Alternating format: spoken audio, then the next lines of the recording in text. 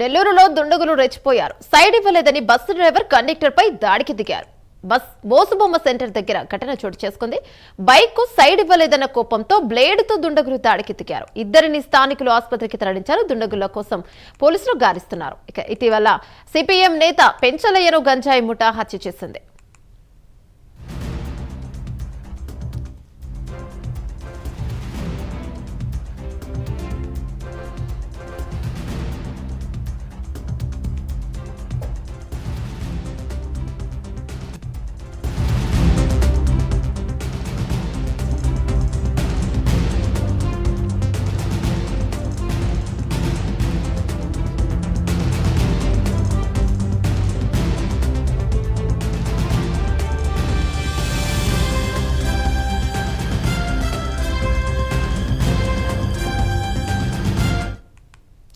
నెల్లూరులో దుండగులు రెచ్చిపోయారు. సైడ్ ఇవ్వలేదని బస్సు డ్రైవర్ కండక్టర్ పై దాడికి దిగారు. బోసుబొమ్మ సెంటర్ లో ఘటన చోటు చేసుకుంది.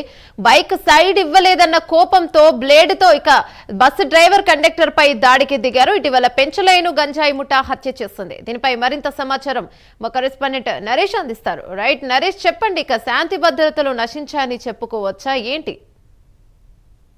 రైట్, మొత్తానికి నెల్లూరు నగరంలో ఇటీవల కాలం తరచూ హత్యలు, మర్డర్లు, మానబంధాలు ఎక్కువైపోయినటువంటి పరిస్థితి కనపడతా ఉంది.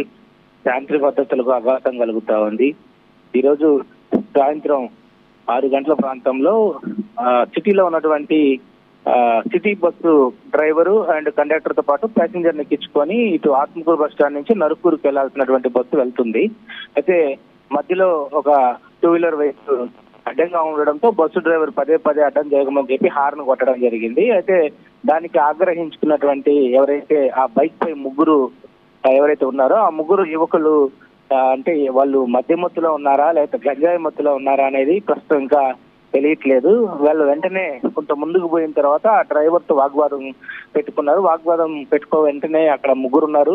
ఆ ముగ్గురులో 2 వ్యక్తుల దగ్గర బ్లేడ్లు ఉండడం, బ్లేడ్లతో వెంటనే బస్సు డ్రైవరు అడ్డొచ్చినటువంటి కండక్టర్ పై బ్లేడ్లతో దాడి చేయడంతో ఒక్కసారిగా కూడా మొహం అంతా కూడా రక్తస్రావం జరిగింది. వెంటనే ఉన్నటువంటి 108 ద్వారా వాళ్ళిద్దరిని కూడా ప్రభుత్వ ఆసుపత్రికి తరలించారు. ఇటీవల కాలంలో ఎక్కువగా కూడా ఈ యొక్క మద్యం మొత్తం ఉండొచ్చు, గంజాయి మొత్తంలో యువకులు ఏం చేస్తున్నారు అనేది అర్థం కావట్లేదు.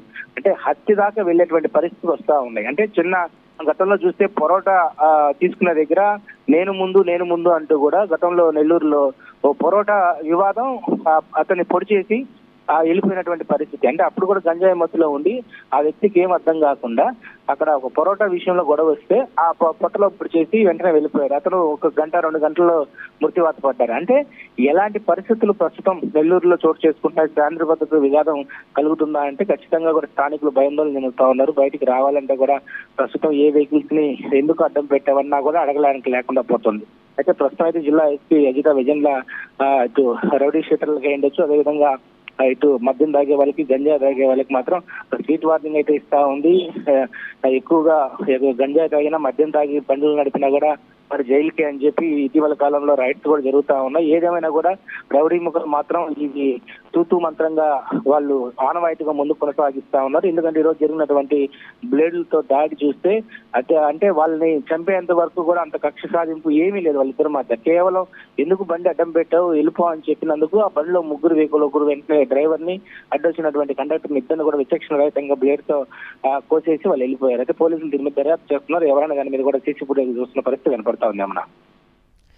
Thank you Naresh.